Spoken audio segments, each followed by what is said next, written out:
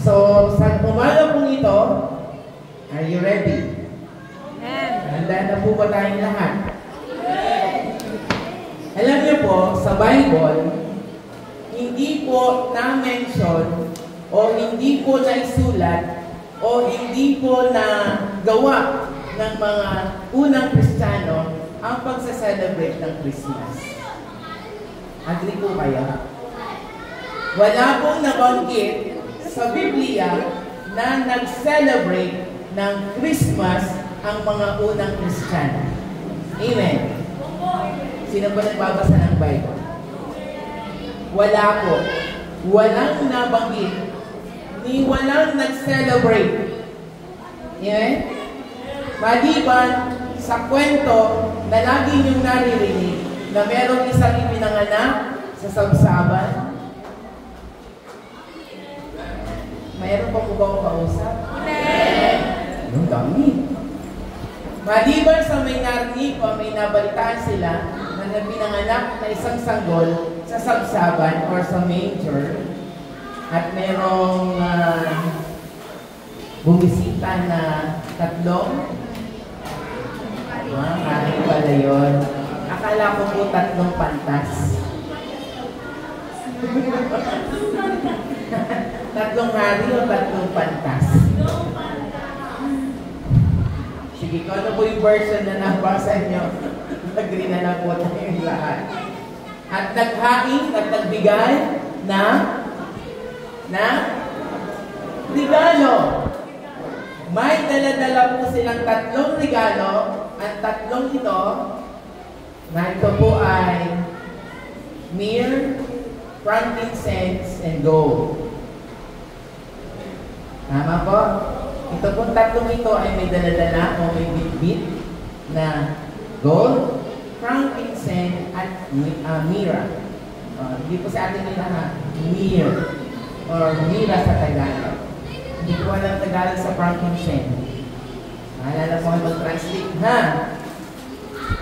Anyway, hindi man po nabanggit o hindi man nag-celebrate ng Christmas ang mga sinaunang Kristiyano o mga nauna sa atin.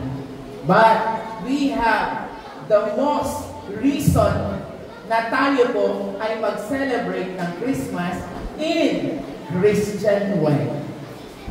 Amen po ba?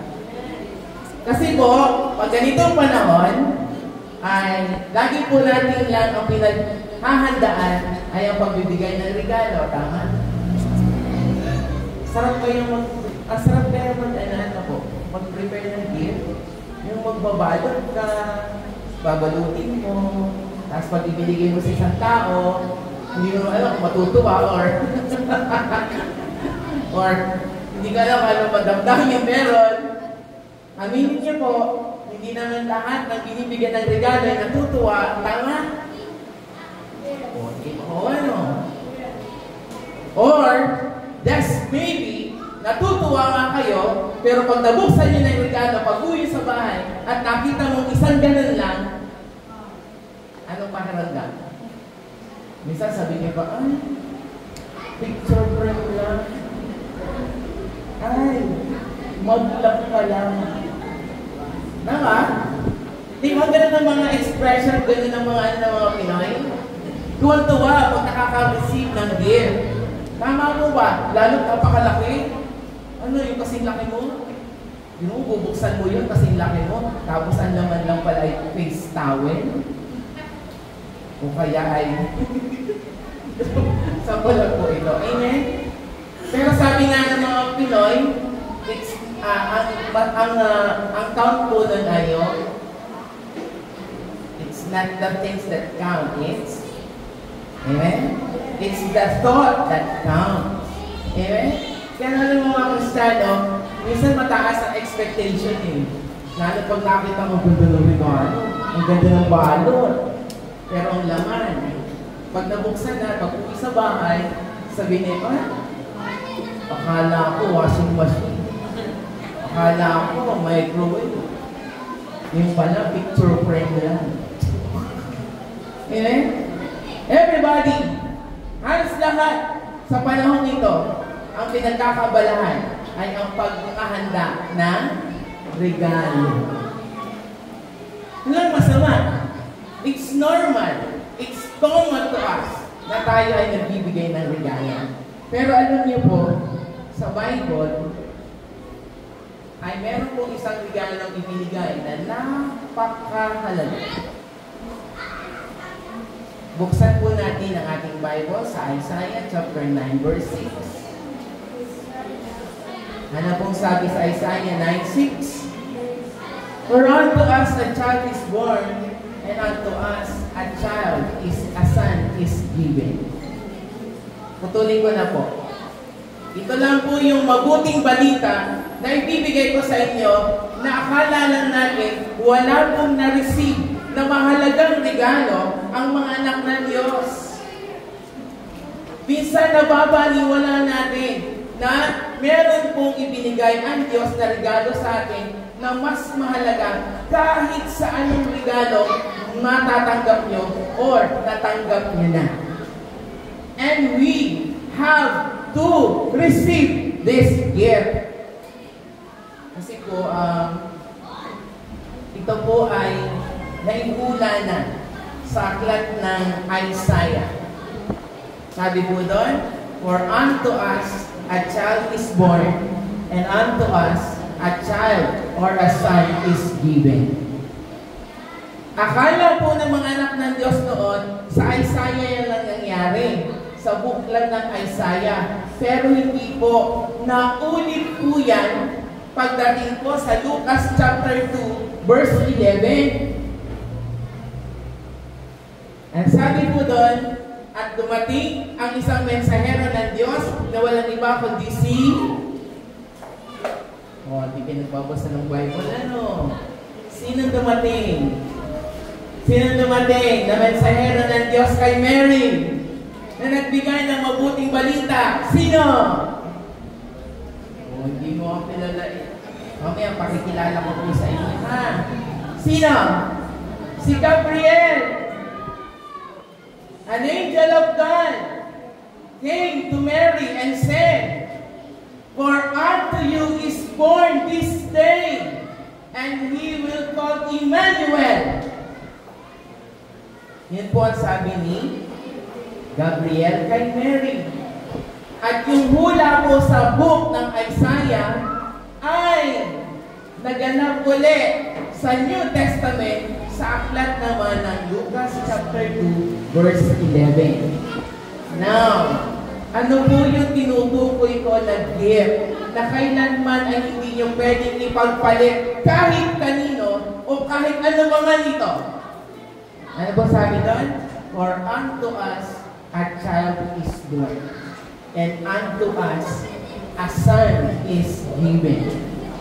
Kung kukumpituhin niyo po yung verse 9 na yan, ay yung verse 6 of the chapter 9 of Isaiah, and he will call the Prince of Peace, a wonderful Savior, a Counselor, at yun po ay pinag-isa na lang sa Lucas at sinabi, and you will call him Emmanuel, which is meaning God is with us.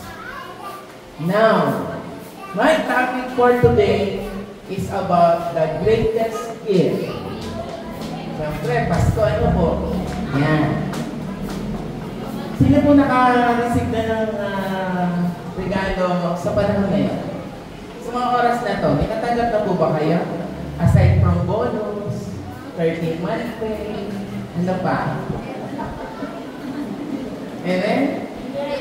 Pero meron po ang ating pong topic sa umagang ito ay may pakikilala po ako sa inyo na pinaka-greatest gift that you will ever receive. Kung natanggap niyo na, mas bigyan mo pa ng kahalagaan itong natanggap mo. Dahil minsan, ang gift na to ay minsan ay hindi natin nabibigyan ng halaga sa buhay ng bawat isa. Amen!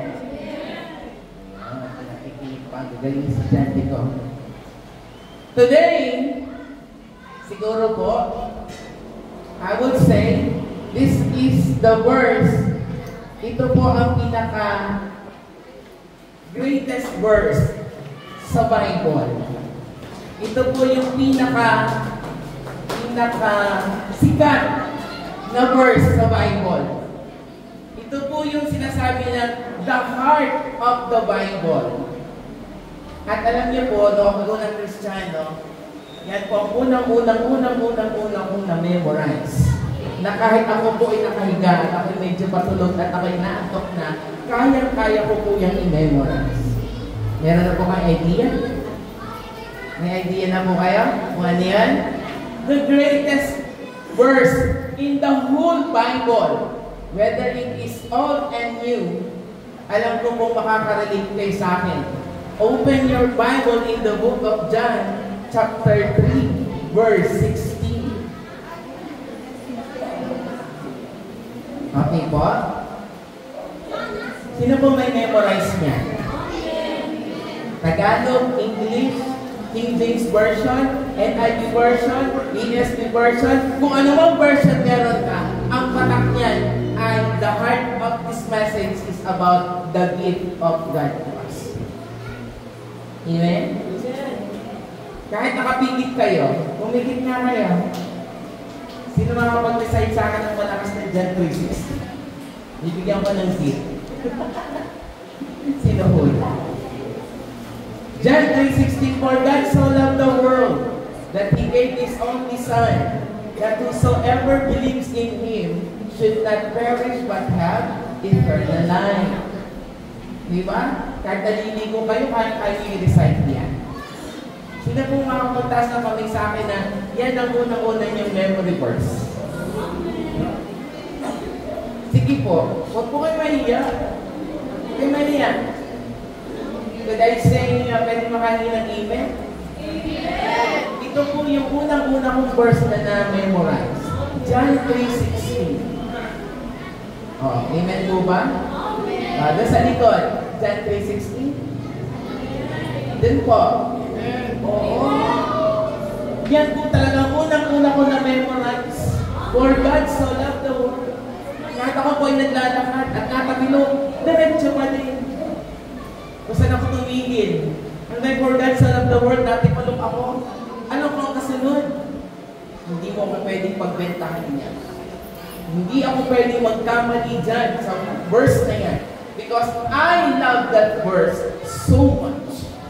Ngayon, pag-aralan po natin kung ano po ang ibinibigay na mensahe ng Diyos sa atin sa John chapter 3, verse 16.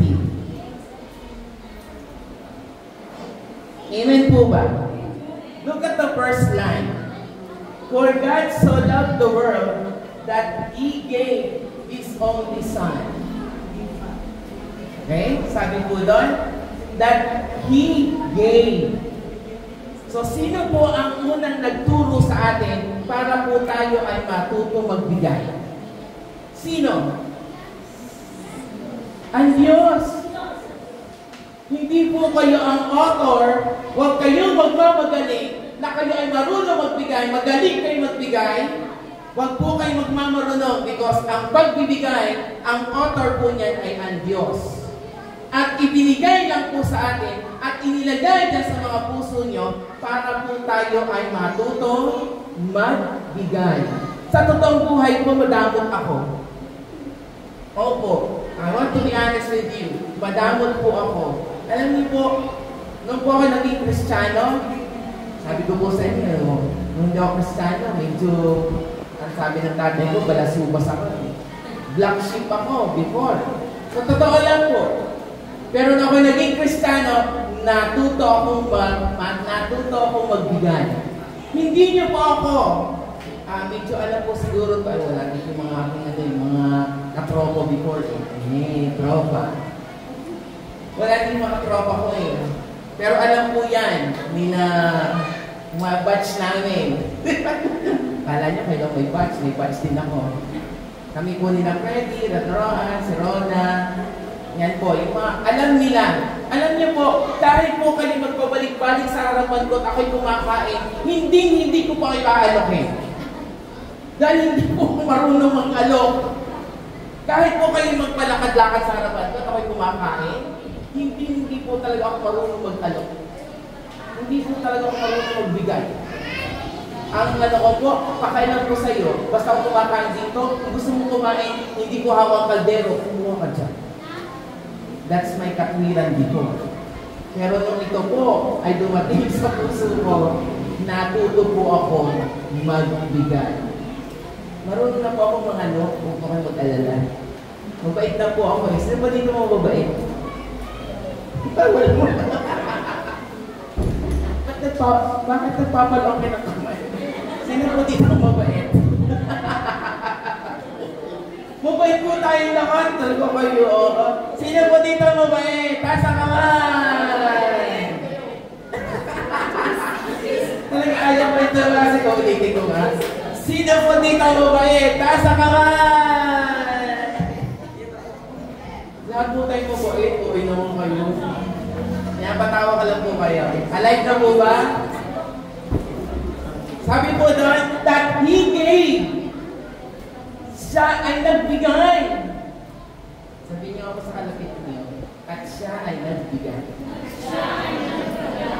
Siguro naman, matuto na kayo magbigay. Ano po? Susubukan ko kayo mamaya kung kayo marunong magbigay. Joke lang po yan. Napatawa ka lang po kayo. Amen! And He gave. Ano po ibinigay niya? Ano ibinigay? His only Son. Kayo po, pag meron po kayong mga bagay na, ano ba tamang term sa Tagalog? Tinatangkilik, or minamahal, or pinapahalaga niyo sa inyong buhay, na isang bagay, at nakita ko at hiningi ko, ibibigyan niyo po ba sa akin? Yung totoo lang. Aba, hindi ko ibibigay. Akin yun, mahalaga sa akin yun. Ba't ko ibibigay sa'yo? Tama po ako? Oo, dahil. O, dinaranasan niyo po yun. Dahil po kayo Christian noon.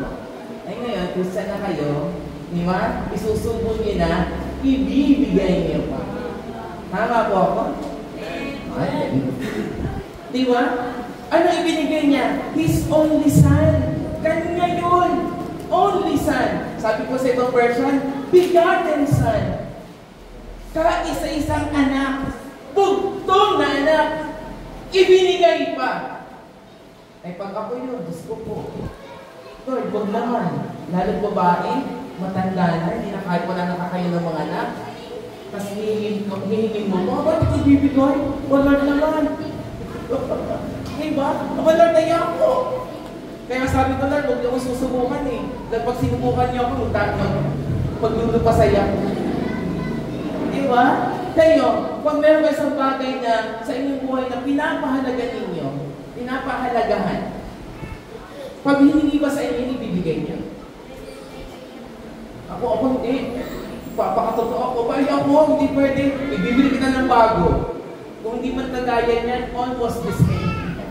Pero hindi, anong ginawa ng Diyos? Ibinigay niya ang kanyang bugtong na anak. His only Son. A character of a true giver. Amen?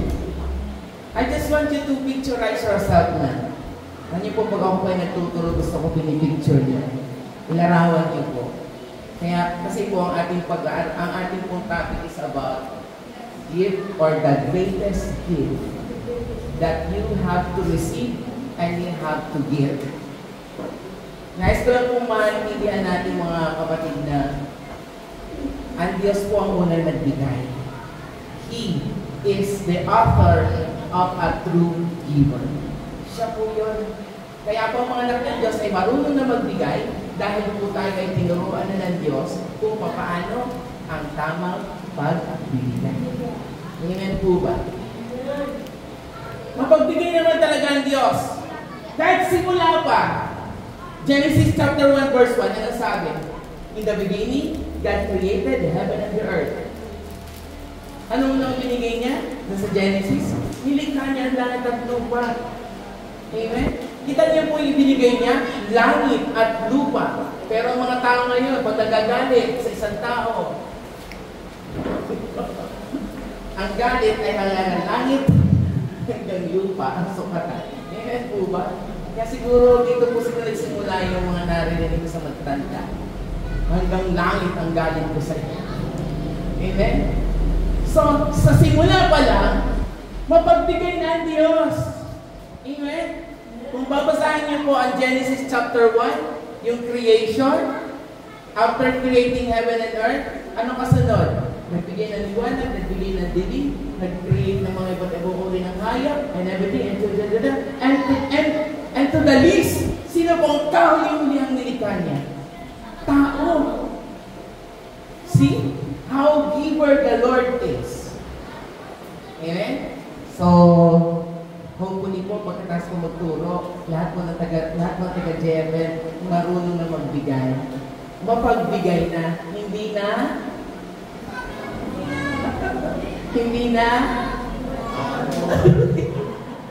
kahit po may sabi ko ako. Amen? Because this season, alam ko kahit Kristiyano, pag ganitong season, mapagbigay mababait. Paano pag hindi na December? Paano pag January, February, March, April, May, June? Di ba? Tuwing December lang tayo magiging mapagbigay. Di ba? Tuwing December lang? Hindi. Dapat all of our days, we should be a giver. Amen po. Sa Genesis, di ba? Doon nagsimula lahat. Now nalalaman niyo na po kung anong greatest at gaano kapagbigay ang Diyos. Now, we have the reason to celebrate Christmas in Christian way. Amen?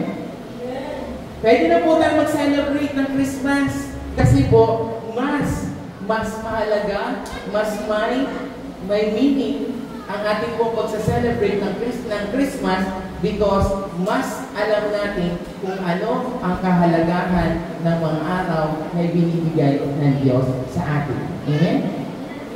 Every day is Christmas naman eh. Amen? Every day is Christmas. Bakit? Pag ba December ka lang matututo magbigay? Hindi naman. Kaya pag nagbibigay ka, that is Christmas. Once you give at natuto ka magbigay, that is Christmas. Amen po ba? Palakpakan po natin ang ating Panginoon. Amen! Okay. Now, tingnan po natin, pag-aralan po natin ang John 3:16, kung ano pong ibinibigay at itinuturo nito sa mga anak ng Diyos. Simple. Alam ko na kapag narinig yung John 3:16, ay, ganito yan. This is for God. Ganito.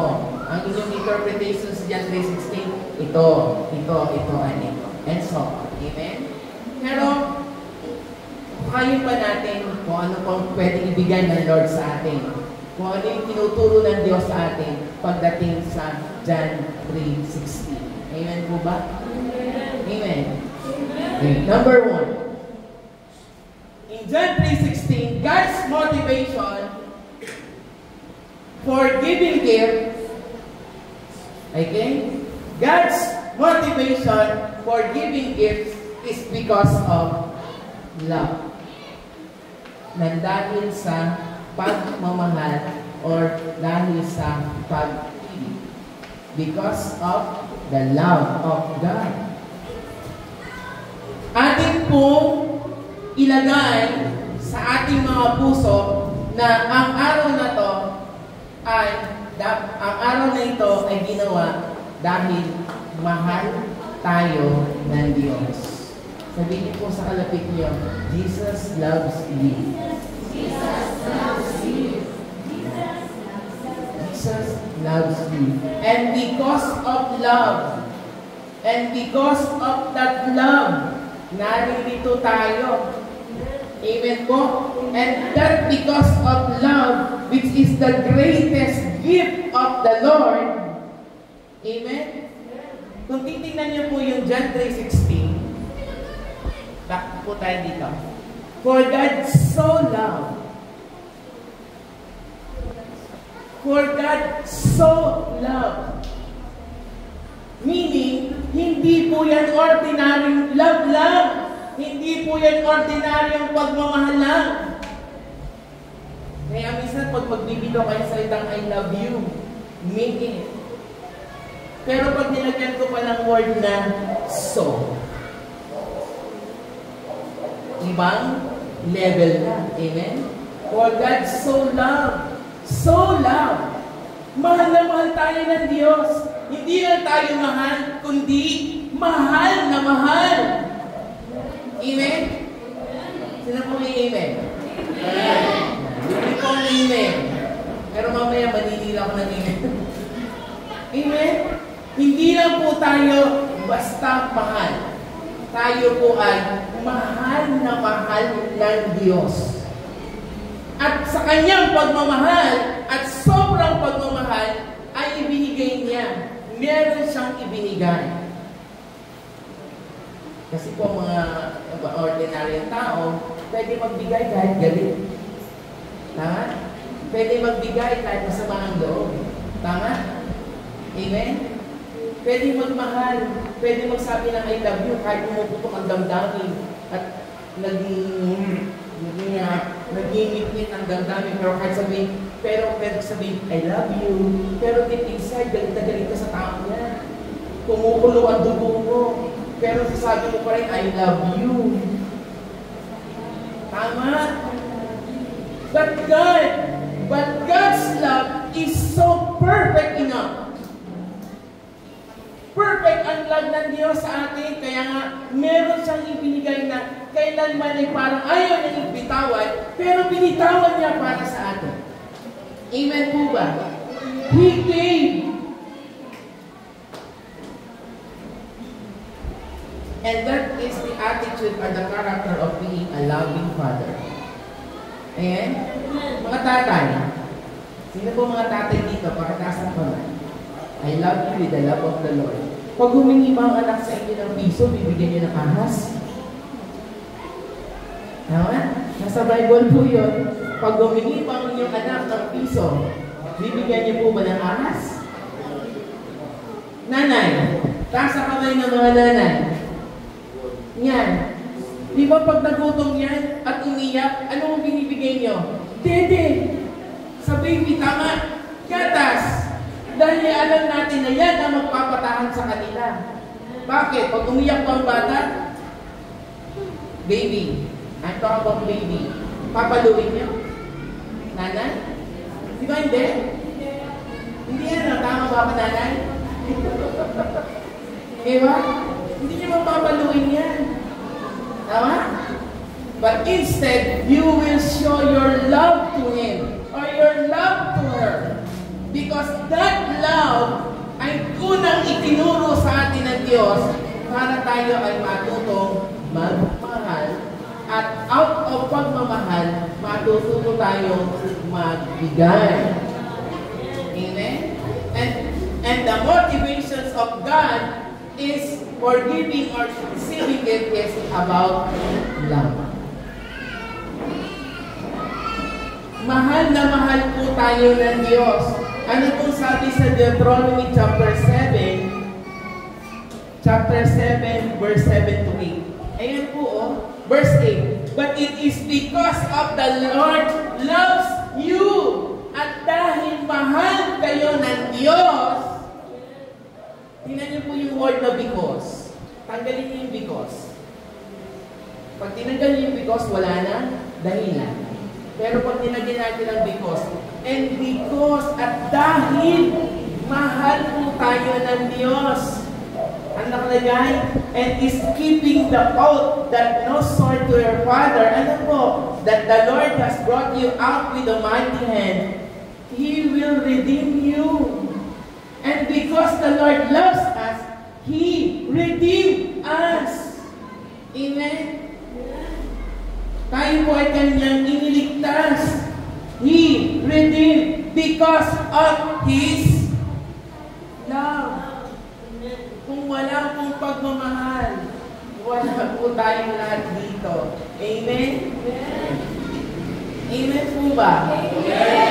Kung walang pagmamahal, wala po tayo lahat dito. And because that perfect love comes from the Lord, ay ibinigay niya sa atin. Ngayon, natututo na tayong magmahal at natututo na rin tayong magbigay. Amen po ba? Maliwanag po? Clear. Number 2. Madali lang po ito. Hindi ko ito masyadong patatagalin. At para po tayo madaming magawa. Amen po ba? Number 2. John 3:16, ang concentration po niyan, mula sa number 2. The object and beneficiaries ng John 3:16 ay tayo pong lahat. The object and beneficiaries ng John 3:16 ay mga tao na nangangailangan ng kaligtasan at pagmamahal sa Diyos. Hindi tayo deserve. Tama? We are undeserving. Hindi tayo karapat-dapat. Pero salamat sapagkat nang ibinigay niya si Jesus, tayo po ay naging karapat-dapat. Tama po ba ako? We are undeserving. Naitanong niyo na po ba minsan sa inyong sarili na, bakit nga ba ako mahal ng Diyos? Why God loves me? Bakit mahal ako ng Diyos? Naitanong niyo po sa sarili niyo yan? Have you asked God? Minsan, tanongin niyo nga rin po, baka sakaling sumagot ang Lord. Tanongin niyo po, Lord, why? Why do you love me? Dagdagan pa natin para makonsenso si Lord. Why do you love me so much? Tama? Sino po di ay? Sa mag-asawa, di ba? How many times you say, I love you to your wife? Husband. And how many times you say, I love you, husband, to your wife? Gaano kadalas po kayo magsabi ng I love you sa inyong mag-asawa?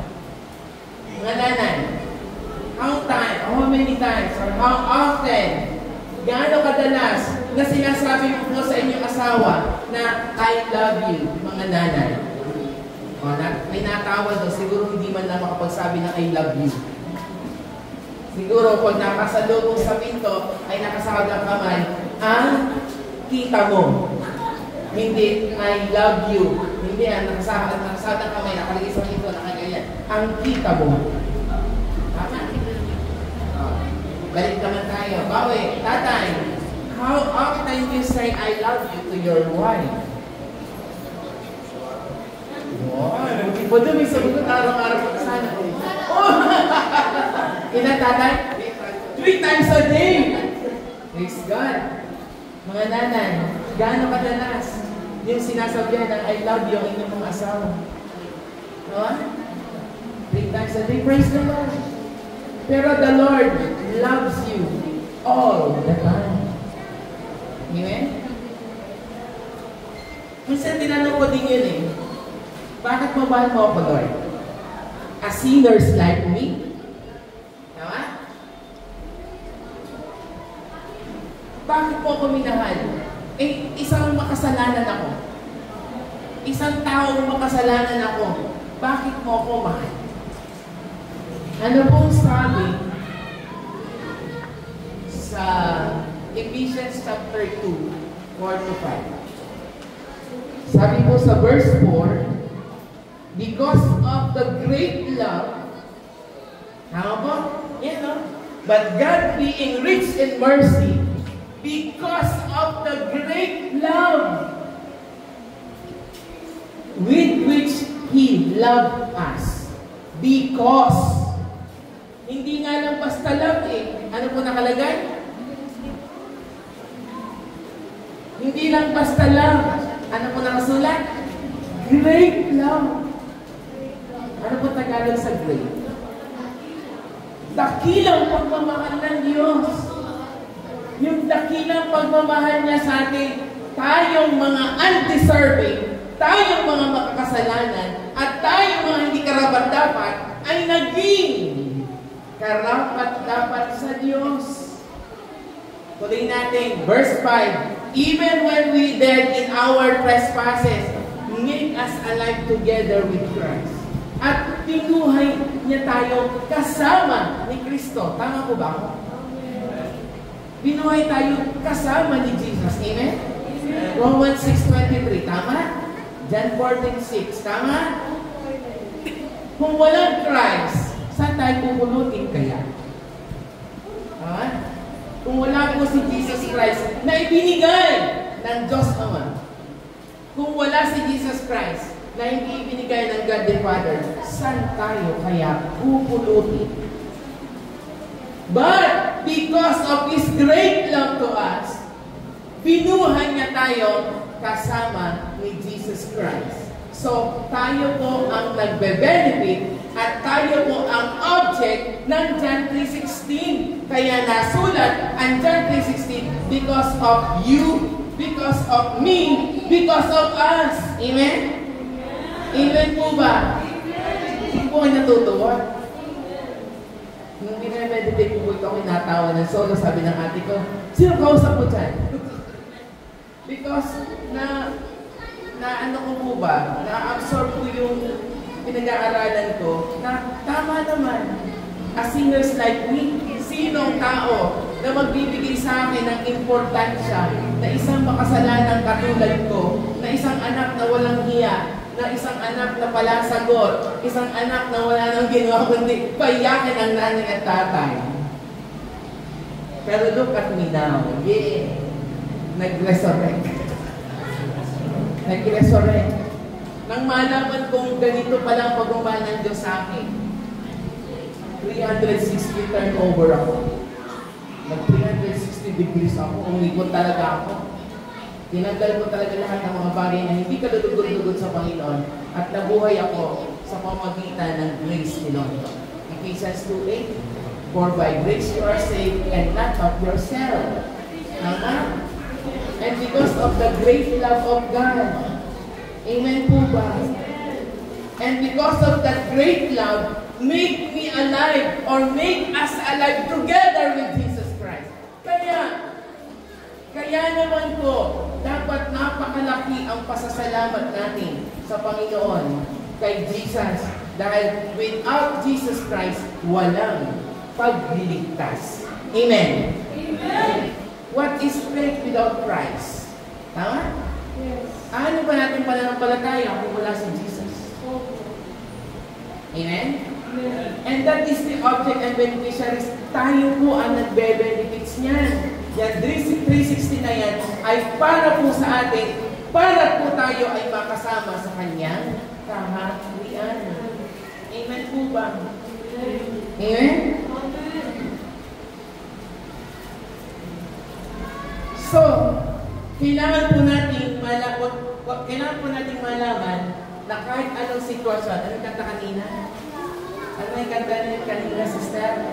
Ano man ang panahon, ano man ang maging sitwasyon, ika'y pupurihin, ikaw at ikaw pa rin.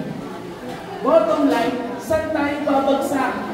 Kahit anong mangyari sa buhay natin, kahit anong pagsubok ang ginawa ng Diyos sa atin, tayo ay babalik at babalik ay sa Panginoon pa rin. Because mahal na mahal na mahal na mahal tayo ng Diyos. Hindi lang po tayo basta mahal, kundi mahal na mahal. Ilagay niyo po yan sa inyong mga puso na kayo po ay mahal na mahal na mahal ng Diyos. Amen po ba? Yes, ma'am. Opo, yes. Amen? We are loved. Now, itong undeserving na to, ako, na undeserving sa harapan ng Panginoon, ay naging deserving because of Jesus Christ. Amen po ba? Amen. Kung tayo man ay nakatanggap, di ba mas maganda din na tayo naman ay matuto?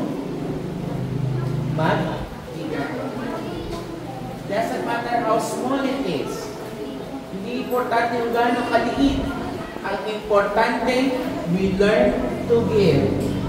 Because we learn it from the Lord, which is the true author of a true giver. Amen po ba? Amen? A giver. He loves us. Amen. Mahal na mahal po tayo ng Panginoon. Gusto pa sa nga ng next slide.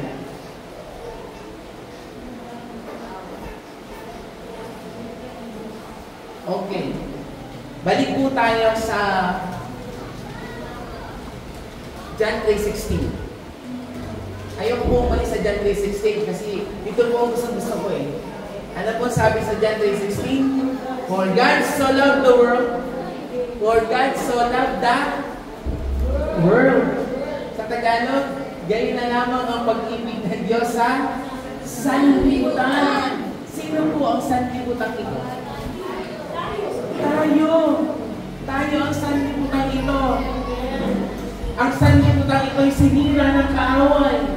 Winasak ng kaaway. Ano sabi sa Genesis? Boy, walang itsura. Tingnan niyo po yung kalapit niyo, baka walang itsura.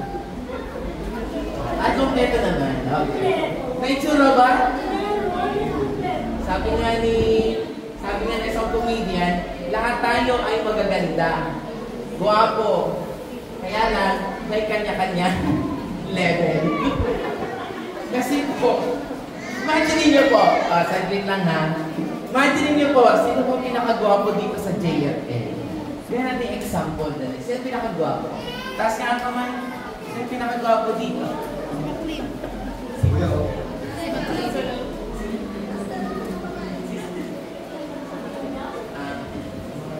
Sino po pinakagwapo dito? Yun, si ano. Yan, nasa dulo. Nagsasalpon mo. Kayo nga bro. Kayo nga bro, dali. Yan ang ano. Yan ang nag-B2B of. Ayan. Imagine niyo po, kung lahat tayo ay kamukha ni McLean. Hindi. Alam, hindi po dito. Isipin niyo po kung ang itsura natin ay iisa lang. Masasabi niyo po ba may maganda, may pangit? Tama po ba? Logic. Kaya ang ginawa ng Diyos sa atin ay unique. We are created by God in a very unique way. Siguro kapag ang nakakasalubong at kamukha ko na, or kamukha ko pa rin, di ba parang nakakasawa naman ang ba ng Lord kung ano ba yung makikita? Tama? Sipin niyo po kung tayo magkakamukha, tapos tayo maglalakad, magkakasalubong. Pangit ano, weird ano. Kaya sabi doon, di ba? The world that is undeserving and sinners. Tama? He loved the world. Minahal ng Diyos ang sanlibutan ito. Sino yung sanlibutan na yan? Tayo. Sira, wasak. At nang dumating si Jesus Christ, ano ginawa? Binumo muli tayo. Kaya tayo po ay mga, sabi sa 2 Corinthians, tayo ay mga bago na nilalang. Kaya pumapasok ang mga bagong nilalang because the Lord loved this world na sinira ng kaaway.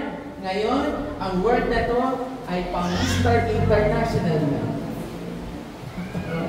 Pang-Miss Universe na. Amen? Tama po ba? We are created in a very unique way. Amen po ba? The world, God's love for sinners. Ano po sabi sa Luke, chapter 19, verse 10? Sino po nakakaalala nung kwento ni the little one? Yung maliit na tao. The name is Zacchaeus. Tama po ba ako? Sino po sa Sunday school dito doon? Sa likod. Sa Zacchaeus, di ba? Yung makit sa puno ng mustasa. Sa Gomoro pala. Di ba? Nakaka-relate. Ibig sabihin, may nakikinig ko pala sa akin, nakala ko mga tulog na eh. Di ba? Umakyat sa puno na si Gomoro. Nakita ni Juan.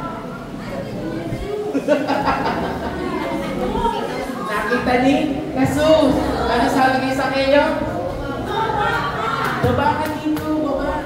Ano ba kung bakit na pinababa sa Sakeo? May gagawin ng Diyos sa kanya.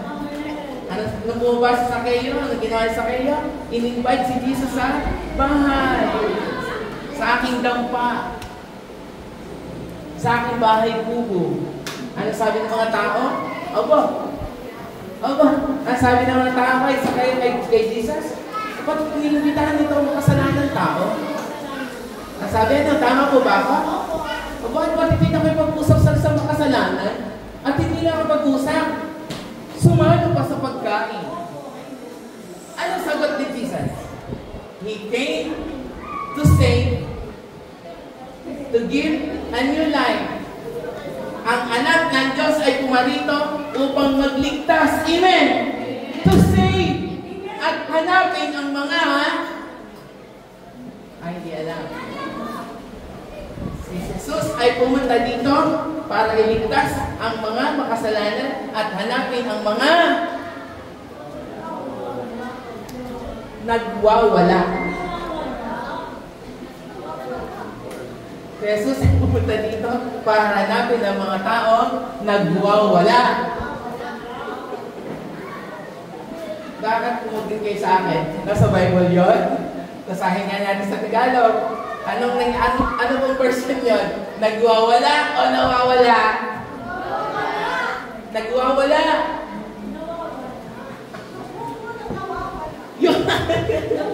Exactly. He came to seek the lost and save. Amen? Si Jesus ay pumunta dito upang hanapin ang mga nawawala at iligtas.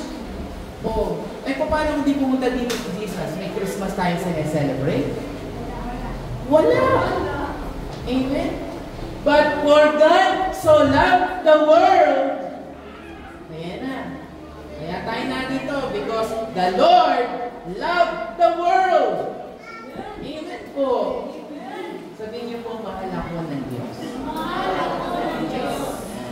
Tingnan niyo lang po yung mga kalapit. Ay, ito ay tayo.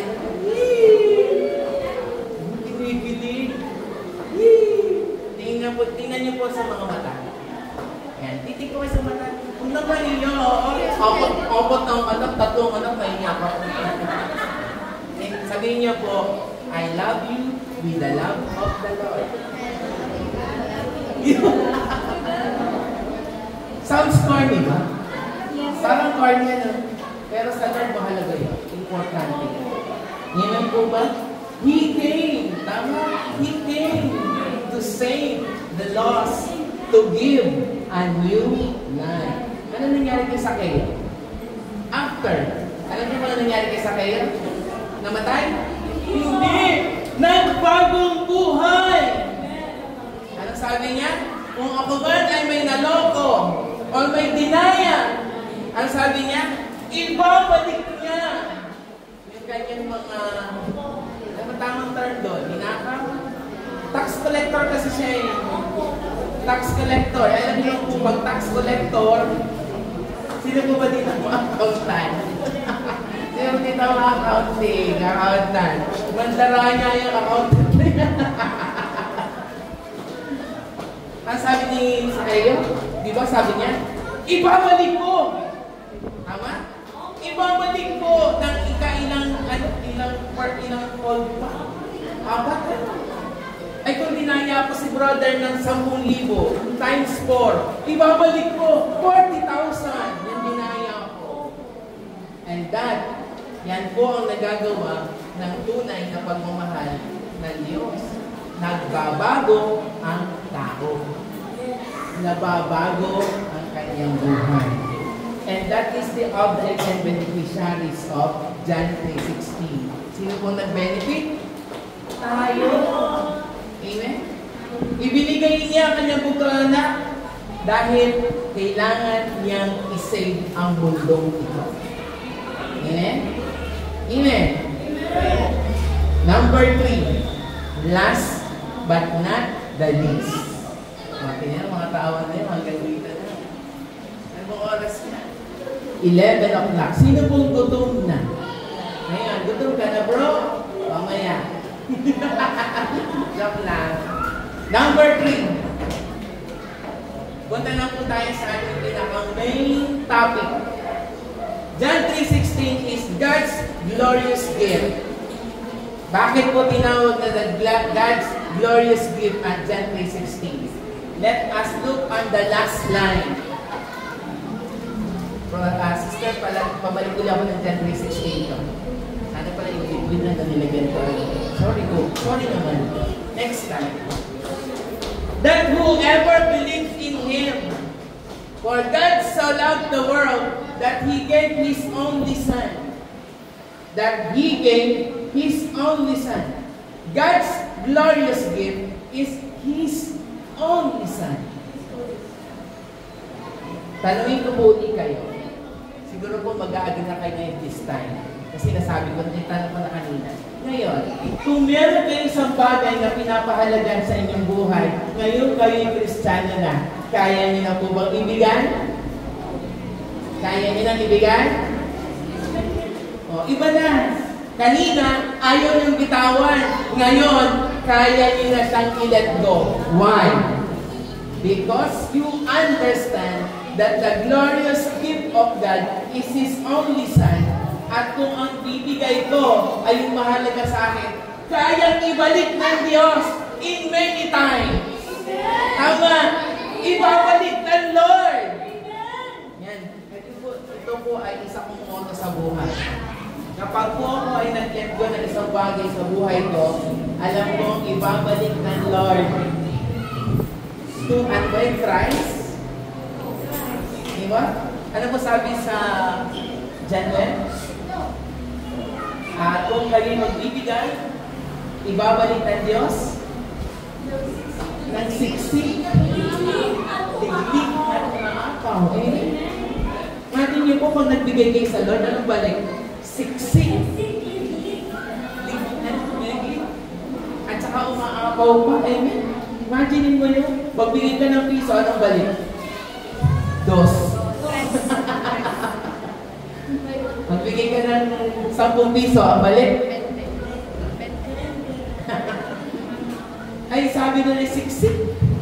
Alam ko po sinabing siksik ay ano? Madami. Siksik, liglig.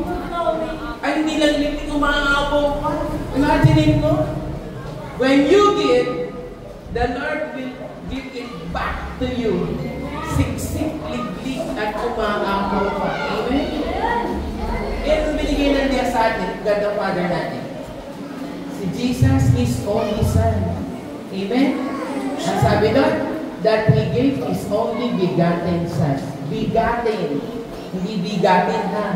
Begotten.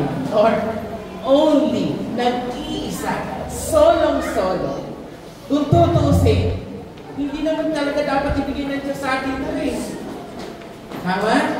We're not deserving. Hindi tayo naman dapat ibibigay niya yun. Hindi.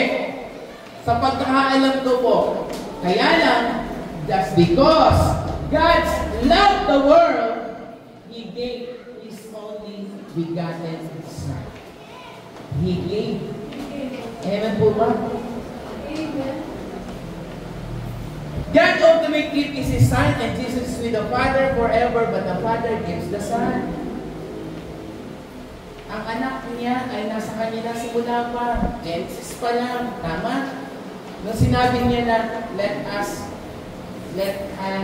make men in our own image. Look at us. Di ba? Ang nakalagay mo doon sa us? Sinong us na yun? Sino pong kausap ng God the Father doon? Likhain natin. Ang sabi mo sa Tagalog, likhain natin ang tao. Natin. Sino kasama ng Diyos ng God the Father doon? Sa tingin niyo, sino po kasama? Tama? So, sapul, simulan sapul pa ng creation, kasama na niya itong anak na to. Tama? Kasama na niya to. He is. The Son is forever with His Father. Pero, kahit hindi forever, kahit forever yan, ibinigay pa din niya. You see? Kung gaano kadakila ang pagmamahal ng Diyos sa atin na ibinigay niya ang kanyang kaisa-isang treasure sa buhay. Kaisa-isang anak. Amen? Siguro, excuse me po, sample lang ito. Pag ginawa ko pag sinabi ko kay Ate Robertsley, Ate Robertsley, ako na yung anak mo. Whether you like it or not, akin na yan. Bibigay pa sa akin ni Ate Robertsley yan? Naku, hindi ha. With all honesty, siyempre anak niya yan eh. Pero iba ang Diyos. Anak na niya, solo na niyang anak, ibinigay pa. Tama? Ganon kadakila ang pag-ibig ng Diyos sa atin. Amen? Okay? Our Father gift is not an insurance policy. Hindi po yung katulad ng namimigay ng insurance. Hindi po namimigay ng, hindi po binigay ng Diyos sa atin ang paglalaging Kristiyano, tayo ay malaya ng hindi masaktan, hindi na tayo magkakaroon ng mga pagsubok or problema. Hindi po yan ang kanyang promise, hindi yan ang kanyang gift. Ang kanyang gift po sa atin ay His only Son, the author and the finisher of our faith. Tama? Kaya ibinigay na lang niya yung kanyang anak na kung sino man ang sumampalataya sa Kanya, amen? And whosoever believe. Tama po ba? Kaya nasabi nito ni Pablo sinabi ito ni Pablo, I thank God for His expressive gift or expensive gift. Mismong si Paul ang nagsabi.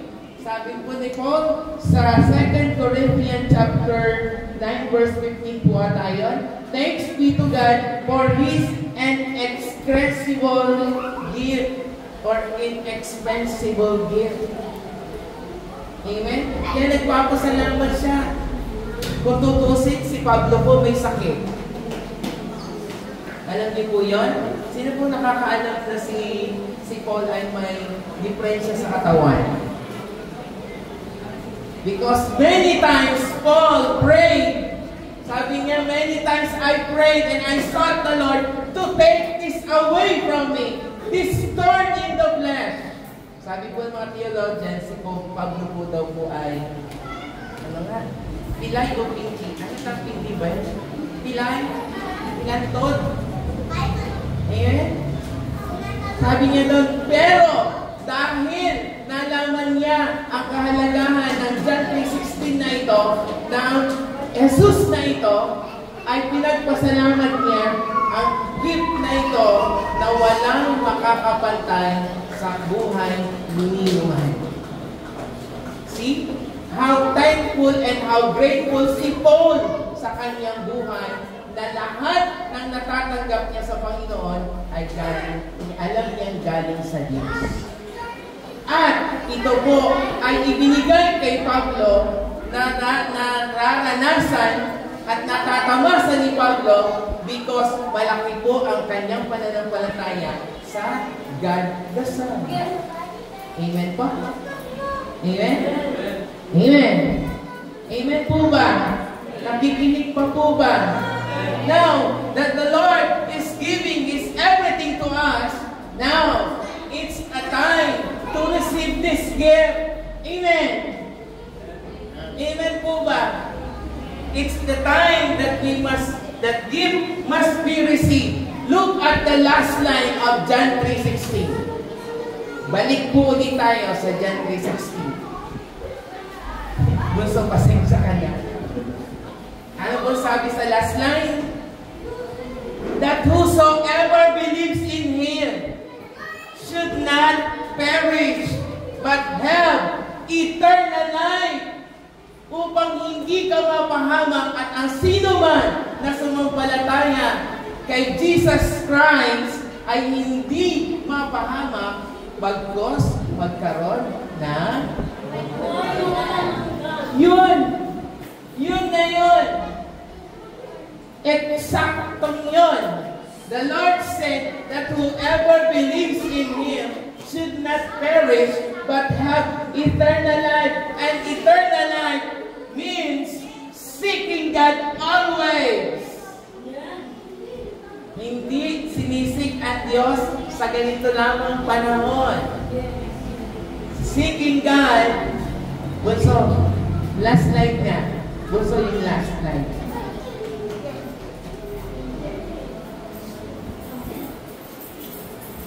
Yan. Eternal life is knowing God and Jesus Christ. Eternal life. Amen? As John chapter 17:3 said, knowing Jesus Christ is having an eternal life. Meaning, union with Christ. Amen po ba? So, huwag niyong hahayaan na ang Jesus na ito ay mawala sa inyong buhay. Dahil pag nawala si Jesus sa inyong buhay, mawawalan kayo ng eternal life. Amen? Nasabi doon, at kung sino man ang nanampalataya o nanampalataya sa Diyos ay hindi. Sabihin niyo po, hindi! Mapapahama! Amen? He will not perish, but have eternal life. Now, this gift must be received. Amen. Amen. Ako naman po'y nananampalataya na lahat po kayo ay may Jesus sa inyong mga puso. Amen po ba? I know that Jesus Christ lives in your heart always. Amen po ba? But this time, ngayon na pag-aralan po natin ang John 3:16. Alam ko po, ito po ay nagbigay ng malalim na kahulugan sa bawat isa. Amen? Amen po? Now, I want everybody to stand up.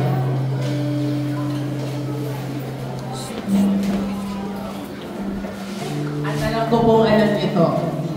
This song is inviting us to come and to bless the Lord.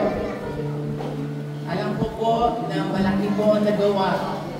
At alam ko po malaki ang naitulong ng John 3:16 sa buhay ng bawat isa. Amen? Amen?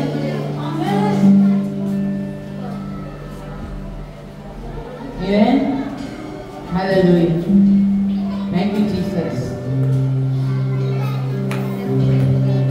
Sama-sama po tayo na lumapit sa Panginoon. Amen? And kung may pagkakataon po na parang nalimutan nyo si Jesus sa inyong buhay, now this is the time for you to invite and to receive again Jesus Christ in your world, in your life, and in your heart. Oh, come, let us adore Him. Oh, come and let adore Him. Oh, come, let us adore His Christ the Lord. Oh, come, let us adore Him. Oh, come, let us adore Him. Oh, come, let us adore Him, Christ the Lord. Come on, church, sing it. Oh, come, let us adore Him. Oh,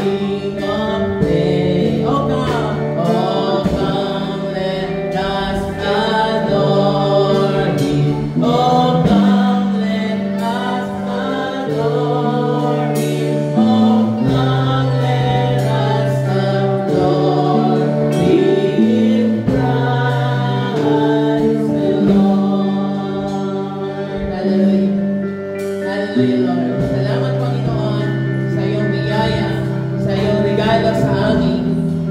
Upang kami, O Diyos, ay magkaroon ng buhay na walang hanggan at di kami mapahamak, Panginoon. Salamat po na sa bawat araw, tinuturuan niyo po kami, Panginoon, na magbigay. Binigay mo sa aming mga puso ang kahalagahan ng regalo mo sa amin. Kaya naman, O Diyos, patuloy po kami sa mga oras na ito na lumalapit sa iyo, nagpapakumbaba, Panginoon, na muli ay pumasok ka at maghari sa aming mga puso, Panginoon. Lord, sa iyo po namin pinagkakatiwala ang lahat ng mga bagay na mangyayari sa aming buhay. At lalo higit sa mga oras na ito, patuloy po namin pinagkakatiwala sa iyo ang aming mga sarili, our life and my life is in you, Lord. Ang buhay namin ay sa iyo lamang. Ito pong aming dalangin sa pangalan ni Jesus.